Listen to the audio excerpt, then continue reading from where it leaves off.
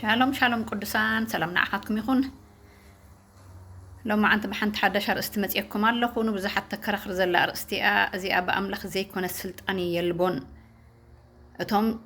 زلو سلطانات كأبا أملخ تسرعيهم مو نفس وكف ناتي حول علي زلو سلطان يجزا أيو زبلا أرستي كن حزينة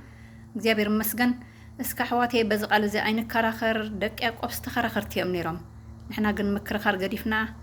أبحنت أمنات أبحنت حساب كن متسوي تايدلينا إكزابير مسكن سلازاي نكراخر نحن حدنا نقابلنا خبرنا أملاخ يكون قدسنا أملاخنا نمسكنا كلنا إذا تدخل قلب غيرنا كنقبلو تصقن حيلن كتبنا بش ميسوس نصلي لنا سلطان قال كأبنا يعي سلطان تأزاز كأبنا يسرح بإيسوس كريستوس من سلطان مستوعلنا يكفت وأملاخ مستوعلنا كخفة ما قويتين أملاخين نبرخت كنكون مستوعلنا كخفة ما صحفات قال كابل بنا حدر تصقخ تبزحلنا نصلي بقويتنا المدحينا بإيسوس كريستوس آمين كبرنا أملاخ يكون أبرومي عسر سلستسي بأملاخ زيك من السلطان يلبون أتم زلو سلطانات كأ بأملاخ تسرعي مما نفس وكف نتي قبل علي إذا السلطان يجزا أيو يبلنا سلازخ أنا تبع السلطان زقاومو نتسرعت أملاخ يزقاومو أتم زقاومو دما بعلتهم فردي كقبل يوم يبلنا بزقال زي زيابير مسجن كل سلطانات كاب أملاخ زي كون السلطان يلبون يبلنا اللي بزقال زي زيابير مسجن سلطان ني أملاخ زيابير مسجن سلطان حيلني أملاخ سلطان مسليو سلطان من محداريو سلطان نمجزأ زوهب تصقايو سلطان أوتوريتي بزيابير مسجن بعد سلطان كأ نت السلطان زحاز السبوي كأكل مالت بعد سلطان يبهل بعد سلطان مرحي برايم مينستر بريزيدنت كخون خل دانيا بوليس ويسي كلا أكلات بعد سلطان يخون أبيت خريستيان ون بعد سلطان الله أقلقلت أملاخ قواسوت كلهم شماغلتات سلطان كم زلهم قال أملاخ نقرنا إيه سلازي سلطان زي ينقرنا له نتبع السلطان كي نقاوم زي أبهر يزربنا له سلازي أبزق الأملاخ سلطان كاب أملاخ مخانو بعد سلطان كأ وهابي زي أبهر مخانو نت سلطان أملاخ تتقرر كأ نت تأزاز ذهب أملاخ يتقرر كم زلو يزنقرنا لذا حواتي نفس وكفنا سلطان زبلك كنجزاء زي أبهر يدلينا إيه أبقى الأملاخ شو دشنا عين السلطانات هلو نساتهم دمه حتى ربي رخ زلزلكم قدامي سلطان زي أبهر كل سلطاني أملاخي كاويو كل بو إيو كلاي سلطان كريستوس سلطان كم زلو وغير بسلطان مهاري بسلطان منافستا أوطعي بسلطان حاتيات حديبو بسلطان نسعبتو مهيريو ما سمعنا مدرن كاملو سلطان اللو يبلنا كبرنا أملاخ يكون ماركو 13 سالساي دما سلطان حواريات نرئي حوارياتون بسلطان مدر تمالالي سوميام نكريستوس تعزيزهم نكريستوس تغزيهم نتسلطان تغزيهم أقلقلهم بتزهبهم سلطان بتزهبهم تأزازن بتنسو زهبهم سرعة تمالالي سوميام كبرنا أملاخ يكون رابعي دما سلطان أماني أمنت دما سلطان لنا ولد مثل ولدنا لنا سلطان توهيبنا لا أمنت دماني ولد أملاخ سلازخنا سلطان توهيبنا له يوحنس 11 ولد أملاخ كونوا مثل هبو مثل سلطاننا لنا እግዚአብሔር مسكن قال سلطان سدرا بيت مالت سلطان سبعي بسبيتي سلطان ولدي أبدقم ازي سلطان بيتسب من محضر بيتسب يبهل شاد شاي سلطان كا سلطان منغستي حجي تاورا ذكر خرنا زلو سلطان منغستي ايوه سلطان ناي منغستي يردأنا أي يردأنا ويسي منغستون يردأ يوم أي يردأ يوم اتشمت كاب أملاخ مركام مدري كونن سلازي سلطان كاب أملاخيو كل سلطان جن كاب أملاخ يكونن زبهال نجار يلن بقى أملاخ زي كون السلطان على زبلنا بزي أملاخ زخون السلطان ولا حنتي يلبون كل سلطان كاب أملاخي بقى أملاخ تسرعي بسماي دلو سلطانات بأملاخ تسرعي أمدر زلو سلطانات كأبا أملاخ تسرعي سلازي نقصات مدروني الرد أيام أي الرد أيام أتشمتهم كأبا أملاخيو يتعامو يحسمو قناعات يخونو ويس زي قناعات ويسي صدق زلو حقي حقوقو ويس صدق زي بلو حقي أزياتهم السلطان كأبا أملاخي توهيبوهم تأزازنا منقستي مس أملاخ دسامع كخون خير ديك سامعون كخون خير يوم مغنياتو زلنا يا زمن السلمون يكونن حواتي زمن اللواويان يكونن زلنا يا زمن داويت يكونن زلو ኣብ ዘመን መሳፍንቲ ሰበብ ብድተራእዮ ይኸይድ ከም ዝነበረ ቃል ኣምላኽ ይነግረና እግዚአብሔር ይመስገን። ስለዚ እግዚአብሔር ስልጣን ሂቡሎ ኣብ ምድሪ በዓል ስልጣን እውን ሂቡሎ እግዚአብሔር ነገስታት ሂቡና ኣሎ ነገስታት ሸይምልና ኣሎ ካብ ኣምላኽ ዘይኮነ መንግስቲ የለን ክርዳእና ዘለዎ ግን ሰለስተ ነገር ኣሎ ቀዳማይ እግዚአብሔር ኣብ መንግስት ሰብ ከም ዝመለኽ ክንፈልጥን ክንርዳእን ኣለና ዳንኤል 4:25 ንዝደለዮ ይህቦ ንዝደለዮ ይኸልኦ ይብለና ምክንያቱ ነብኩድነፆር እቲ ስልጣን ተዋሂብዎ እቲ ስልጣን እውን መንጢልዎ ኣምላኽና ኣምላኽ ክብሪ ስለዚ ሃበ ስለዚ እቲ ንጉስ ይዕንቱ ናብ ኣምላኽ መሰልዓለ የእምርኡ ምስ ተመልሰሉ ግን እግዚአብሔር ከዓ ነቲ ስልጣን ከም ዝመለሰሉ ኣምላኽ ኣብ መንግስት ሰብ ከም ዝመልኽ ምስ ፈለጠ ክሳዕ ዝፈልጥ ግን እቲ ንጉስ ካብ ሰብ ተሰጎየ ከም እንስሳ ሳዕሪ ከም ዝበልዐ ብዛዕባ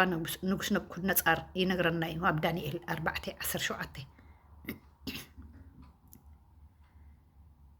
ካልኣይ ድማ ልቢ ንጉስ ኣብ ኢድ እግዚአብሔር ከም ወሓይዚ ይብለና ስለዚ ከም ወሓይዚ ተደኣ ኮይኑ ምሳሌ 21:1 ናብ ዝደለዮ ንሱ ይመልሶ መን እግዚአብሔር ንልቢ ነገስታት ይመልስ ከም ንውሕይ ናብ ደላዮ ክጠውዮ ስልጣን ዘለዎ እግዚአብሔር ማለት እዩ ሳልሳይ ድማ እግዚአብሔር ነገስታት ይሸይም ይስዕር ምዃኑ ከዓ ንፈልጥ ኣለና ዳንኤል 2:21 ዘመናትን ወርሓትን ይለዋውጥ ነገስታት ይሸይም ነገስታት ከዓ ይስዕር ክብል ተዛሪቡና ኣሎ ስለዚ ኣሕዋተይ እግዚአብሔር ስለምንታይ ነገስታት ይሸመልና እንተራእልና እዛ ምድሪ እዚኣ ብነገስታት ምድሪ ክትመሓደር እግዚአብሔር ድሕርና ኣዳምና መሬት መምላሱ ከምቲ ዓብ ዓሳን ንእሽተይ ዓሳ ዝበልዖ ሰባት እውን ኣብ ንሓድሕዶም ከየባላልዑ ከይጠፋፍኡ ምእንቲ እግዚአብሔር ንምድሪ ዶብ ገይሩላ እዩ ደረት ገይሩላ እዩ ነገስታት እውን ኣቐሚጡላ እዩ ብስርዓት ክመሓደሩ ነቲ ስልጣን ተገዝኡ ዘበሉ ብስርዓት ክመሓደሩ ነቲ ስልጣን ዘይገዝኡ ዘበሉ ድማ ፍርዲ ከቕሙ ፅድቂ ክሕግጉን ከቕሙን ከም ደለዎም እግዚአብሔር ነገስታት ምድሪ ፍርዲ ክገብሩ ነጊርዎም ኣሎ ደይ ተረዳእና ነገር እንታይ ኣሎ መስለኩም ኣሕዋተይ ሰለስተ ነገር ክነስተውዕለን ዘለና ዘይተረዳእና ነገራት ኣለዋ ምክንያቱ እግዚአብሔር ስለምንታይ ነገስታት ይሂበና ቀዳማይ ብትምኒ ሰብ ዝሽየም ንጉስ ኣሎ ካልኣይ ንኣህዛብን ህዝብታትን ንምቕፃዕ ዝሽየሙ ነገስታት ኣለዉ ሳልሳይ ንኣመንቲ ንምቕፃዕ ከዓ ዝሽየሙ ነገስታት ኣለዉ እዚ ቀሲልና ክንዝርዝሮ ኢና ሕጂ ስልጣን ኩሉ ካብ ኣምላኽ ድዩ ኣይኮነን ንዝብል ሕቶ ግን ስልጣን ኩሉ ካብ ኣምላኽ እዩ ወሃቢ ስልጣን ኣምላኽ እዩ በዓል ስልጣን እግዚአብሔር እዩ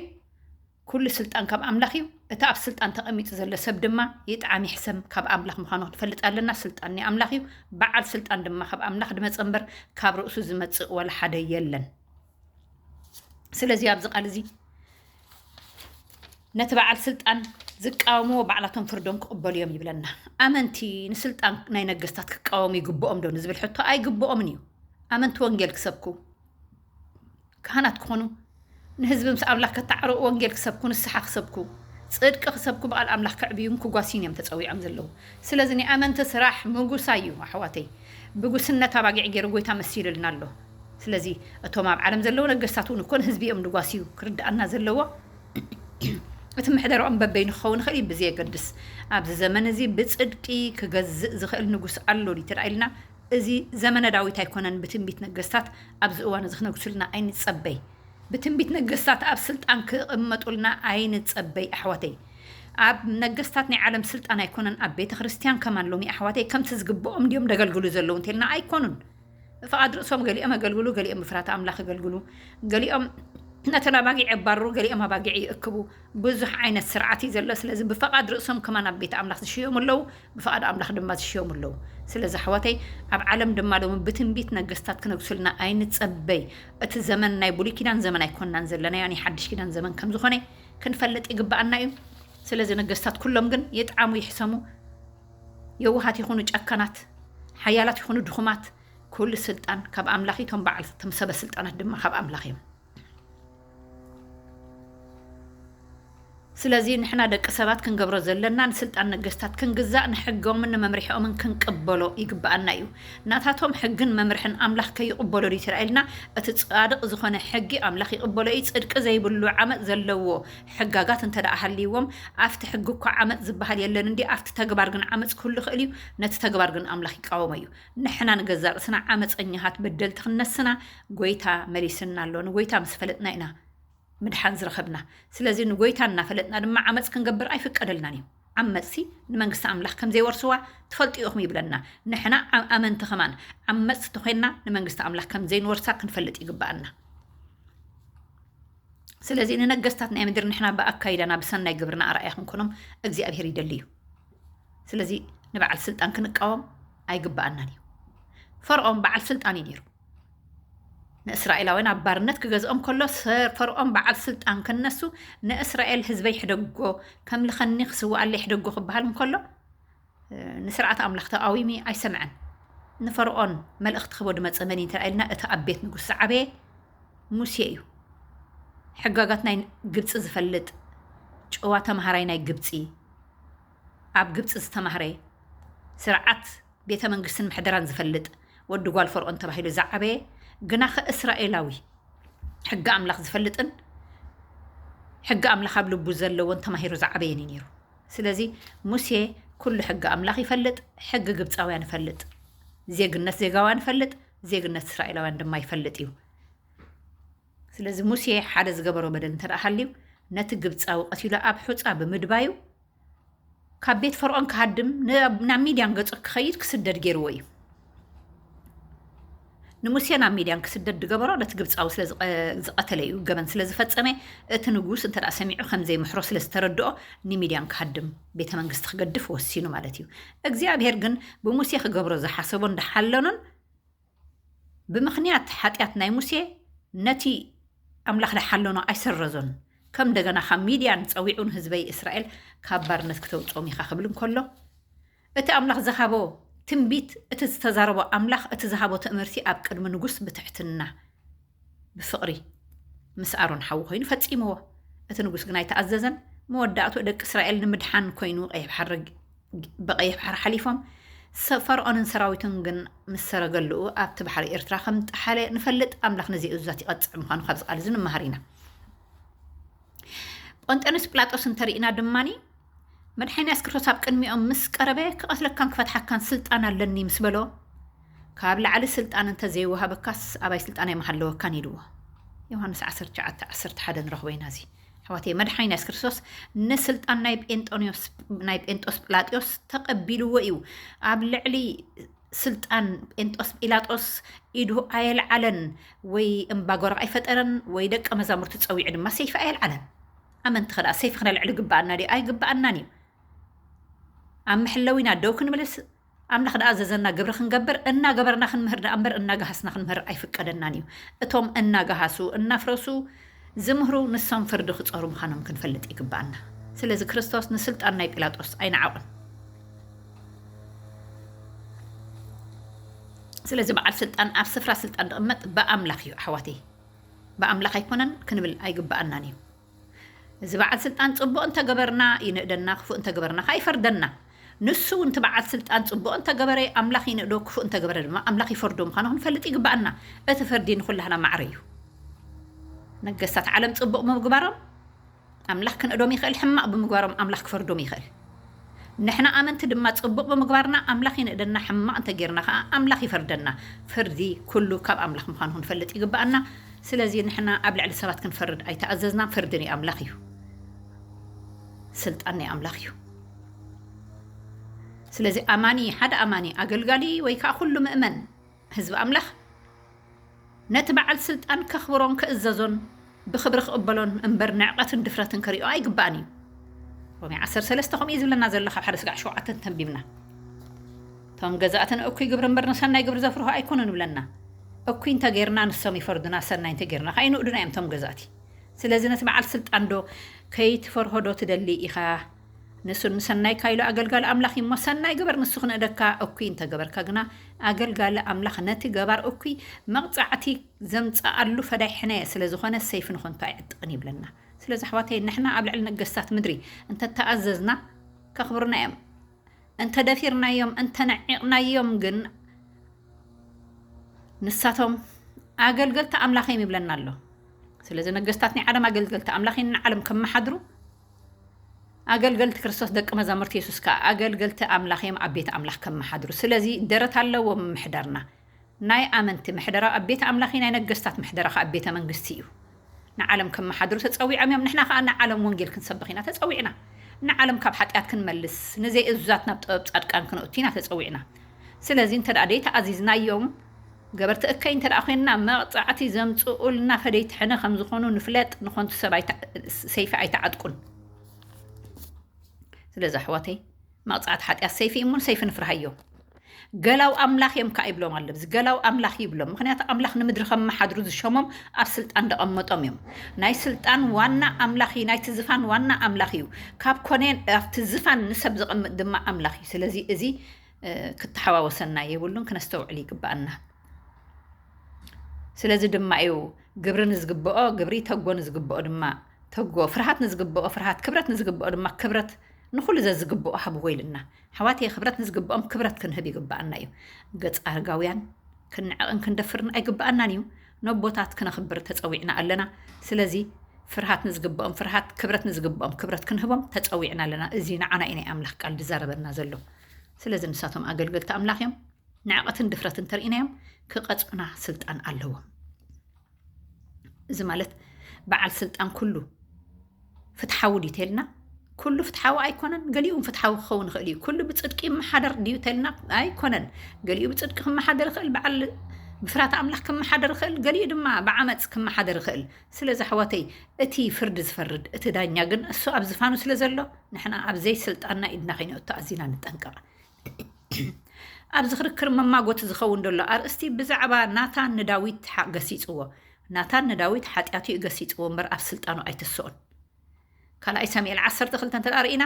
ናታን ንዳዊት ብዛዕባ ሓጢኣቱ እዩ ተዛሪብዎ ብዛዕባ ሓጢኣቱ ክዛረብ እንከሎ ናታን ብትሕትና እዩ መልእኽቲ ካብ ኣምላኽ ዳይረክት ተቐቢሉ ካብ ኣፍ ኣምላኽ ሰሚዑ እዝኑ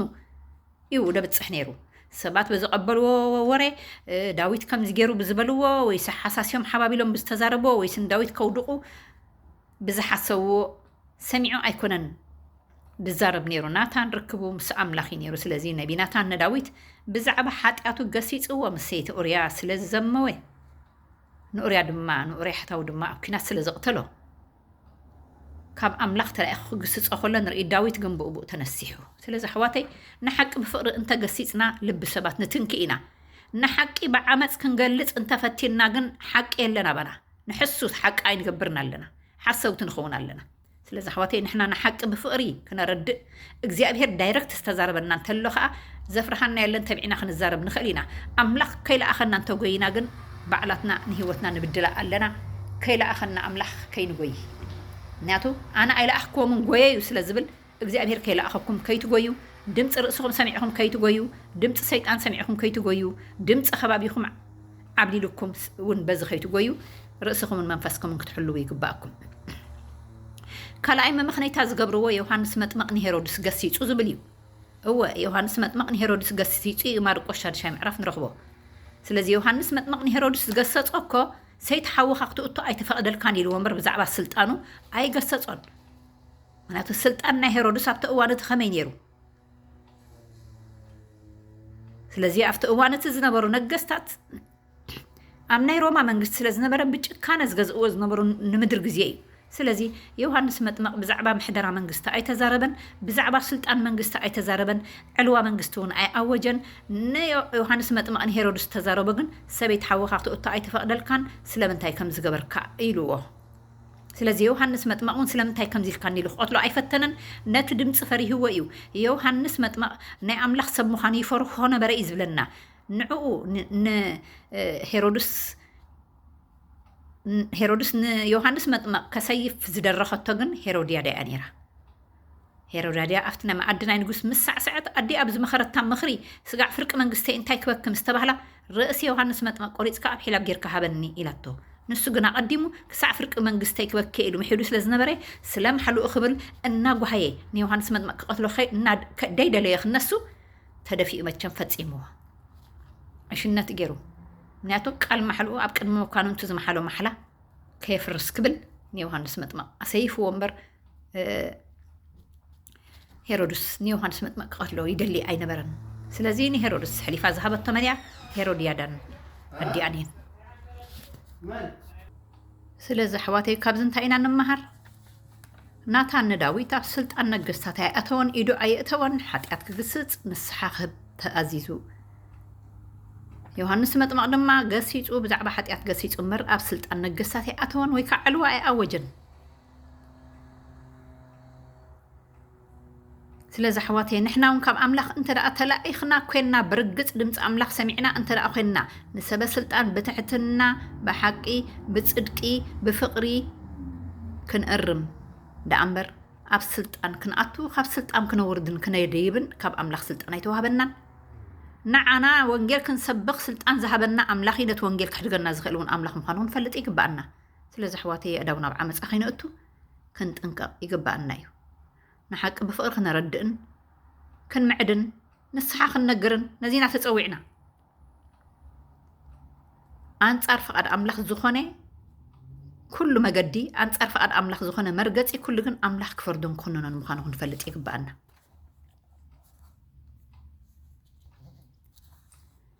ኣብ ቀዳማይ ጴጥሮስ ከምዚ ኢሉና ከምዚ ሰናይ እናገበርኩም ዕሽነቶም ዘይፈልጡ ሰባት ክትዓብሱ ፍቓድ ኣምላኽ እሞ ነቲ ከም ኣብ ልዕሊ ኩሉ ዘሎ ንጉስ ወይስ ነቶም ንገበርቲ እከይ ክቐፅዑን ሰናይ ከዓ ክንእዱ ካብኡ ተለኣኹ መኳንንቲ ስለ እግዚኣብሔር ኢልኩም ንስርዓት ሰብ ዘበለ ተገዝኡ። ኩሉ ኣብ ምድሪ ዘሎ ስርዓት ናይ ነገስታት ስርዓት ኣምላኽ ክንብሎ ኣይንኽእልን ኢና። ስርዓት ኣምላኽ ኣለዎ፣ ስርዓት ሰብ ኣለዎ፣ ናብ ፅድቂ ዝመርሕ ኣለዎ፣ ንዓማፅ ዝቐፅዕ ኣለዎ። ስለዚ ስርዓት ሰብ ይብለና ኣሎ፣ ንስርዓት ሰብ ተገዝኡ ብለና ኣሎ። ኣመንቲ ነቶም ካብኡ ተለኣኹ መኳንንቲ ስለ እግዚኣብሔር ኢልና ንስርዓት ሰብ ክንግዛእ፣ ስለ ኣምላኽ ክንብል፣ ስለቲ ዝፀዋዓና ክንብል፣ ስለ ትእዛዝ ኣምላኽ ክንብል ንስርዓት ሰብ ዘበለ ተገዝኡ፣ ንገበርቲ እከይ ክቐፅዑ ንገበርቲ ሰናይ ከዓ ክንእዱ ካብ ኣምላኽ ተለኣኹ መኳንንቲ እዮም ይብለና ኣሎ ኣሕዋተይ። ስለዚ ከም ውፅኣት ሓራ ከም ኣገልገልቲ ኣምላኽ እምበር ከምቶም ነቲ ሓርነትና መጎልበቢ ክፍኣት ዝገብርዎ ኣይንኹን። ሓርነትና መጎልበቢ ክፍኣት ክኸውን ኣይግብኦን እዩ። ስለዚ ንኩሉ ሰብ ኣኽብሩ፣ ሕውነት ኣፍቅሩ፣ ንኣምላኽ ፍርህዎ፣ ንንጉስ ኣኽብርዎ ከዓ ይብለና። ንኩሉ ሰብ ኣኽብሩ ብለና ኣሎ። ዝዓበየ ዝነኣሰ ንኩሉ ሰብ ክነኽብር፣ ሕውነት ክነፍቅር፣ ፍቕሪ ሕውነትና ክፀንዕ፣ ንኣምላኽ ክንፈርሖ፣ ንጉስ ድማ ክነኽብሮ፣ ንነገስታት ምድሪ ክነኽብሮም፣ ሰበ ስልጣናት ክነኽብሮም እውን ብኣምላኽ ተኣዚዝና ኣለና። ስለዚ ኣሕዋተይ ኣብ ልዕሊ ነገስታት ክስዕርን ክሸይምን ዝኽእል በዓል ስልጣን ኣምላኽ እዩ። ነዚ በዓል ስልጣን ኣምላኽ እንተዘይፈርሕናያ ንሱ እውን ንዓና ክስዕረና ምዃኑ ንፈልጥ ይግባአና። ኣብ ዳንኤል 2:21 ንሱ ዘመናትን ወርሓትን ይለዋውጥ፣ ነገስታት ይስዕር፣ ነገስታት ከዓ ይሸይም፣ ነቶም ጠቢባን ጥበብ ነቶም ኣስተውዓልቲ ከዓ ምስትውዓል ይህቦም ኢልና። ስለዚ ዘመናትን ወርሓትን ዝልውጥ ኣምላኽ እዩ። ነገስታት ሸይምን ስዕርን ኣምላኽ እዩ። ንጠቢባን ጥበብ ድህብ ኣምላኽ እዩ። ንጠቢባን ጥበብ ድሕድጎም ኣምላኽ እዩ። ንመስተውዓልቲ ንኣስተውዓልቲ ምስትውዓል ድህብ ኣምላኽ እዩ። ንኣስተውዓልቲና ዝብሎ ከዓ ምስትውዓሎም ዝደፍን ኣምላኽ እዩ። ስለዚ ኣምላኽ ኣምላኽ ነዚ ገባር ኩሉ ዝኾነ ኣምላኽ ክንፈርሆን ክንእዘዞን ይግባአና። ኣብ ምሳሌ 8:15 ድማ ከምዚ ኢልና ስጋብ 16 ነገስታት በኣይ ነግሱ መሳፍንቲ በኣይ ገይሮም ፅድቂ ይሕግጉ ኢሉ። ስለዚ ነገስታት በኣምላኽ ፅድቂ ክሕግጉ እንተደኣ ኮይኖም፣ መሳፍንቲ በኣምላኽ ፅድቂ ክሕግጉ እንተደኣ ኮይኖም፣ ንሕና ንኩሎም ነገስታትን መሳፍንትን ናብ ኣምላኽ ክነቕርቦም ክንፅልየሎም ይግባአና። ብዘይ ህውከት ሃዲና ክንነብር ምእንቲ ክጥዕመና፣ ፅድቂ ምእንቲ ክሕግጉ። ስለዚ ንሕና ንፅልየ ጸሎት እንታይ እዩ? ፅድቂ ምእንቲ ክሕግጉ፣ ኣብ ዙርያ ነገስታት ረሲኣን ከይህልው ምእንቲ፣ ገበርቲ እከይ ከይህልው ምእንቲ፣ ንነገስታት ድፍረት ከይምህርዎም ምእንቲ ክንፅልየሎም ዝግባአና ንሕና ኢና። ቃል ኣምላኽ ከምኡ እዩ ዝብለና። ክንዮ ዝግን ደረት ከይንጥሕስ ኣዚና ክንጥንቀቕ ይግባአና። ገዛእትን ከበርቴን ብዘለው መኳንንቲ ምድርን በኣይ ይገዝኡ ኢሉ እግዚኣብሔር። ስለዚ እግዚኣብሔር ንገዛእቲ ንኸበርቲ ንከበርቴታት ንነገስታት ንመኳንንቲ ናይ ምድሪ በኣዮም ዝገዝኡ ኢሉ። ስልጣን ኩሉ ኣብ ሰብ ተዋሂቡ ዘሎ ካብ ኣምላኽ እምበር ካብ ሰብ ኣይኮነን። ናይ ነገስታት ስልጣን ካብ ኣምላኽ እምበር ካብ ሰብ ኣይኮነን። በኣዮም ዝገዝኡ በኣይ ገይሮም ከዓ ፅድቂ ይሕግጉ ኢሉ። ካብ ኣምላኽ እንተዘንቢሎም ከዓ ምናልባት ካብ ፅድቂ ክወፅኡ ይኽእሉ እዮም። ክንገብሮ ዝግባአና ግን ንሕና ነገስታት ምድሪ ናይ ፅድቂ ሕጊ ከውፅኡ፣ ናይ ፅድቂ ኣዋጅ ከውፅኡ፣ ናይ ፅድቂ ምሕደራ ክህልው ብፀሎት ክንድግፎም፣ ናብ ኣምላኽ ክነቕርቦም ይግባአና። ሰይጣን ካብ ዙርያ ዝፋን ነገስታት ክርሕቕ፣ ረሲኣን ካብ ዙርያ ዝፋን ነገስታት ክርሕቑ ምእንቲ ክንፅልይ ይግባአና። ንሕና ረሲኣን ካብ ዙርያ ነገስታት ክርሕቑ ምእንቲ ክንፅልይ ይግባአና። እግዚኣብሔር መስገን ነዚና ተፀዊዕና ዘለና ኣሕዋተይ። ስለዚ ምናልባት ደቂቕ ከይትነውሓኒ ኣብ ቀፃሊ ክቕፅለልኩም እየ። ንሎም መዓንቲ ኣብዚኣ ደው ከብላ እየ። ተባርኹ። ኣብ ዝቕፅል ተኸታተሉ። ክብርና ኣምላኽ ይኹን ኣምላኽ ሰማይ ንቃሉ ኣብ ልበይና ኣብ ልብኹምን ኣብ ልቢ ኩሉ ህዝብን ይባርኽ ነፍሲ ወከፍና ድማ ናብ ኣምላኽ ክንምለስ ብፍቓድ ኣምላኽ ክንመላለስ እግዚኣብሔር ይደግፈና ተባረኹ ባይ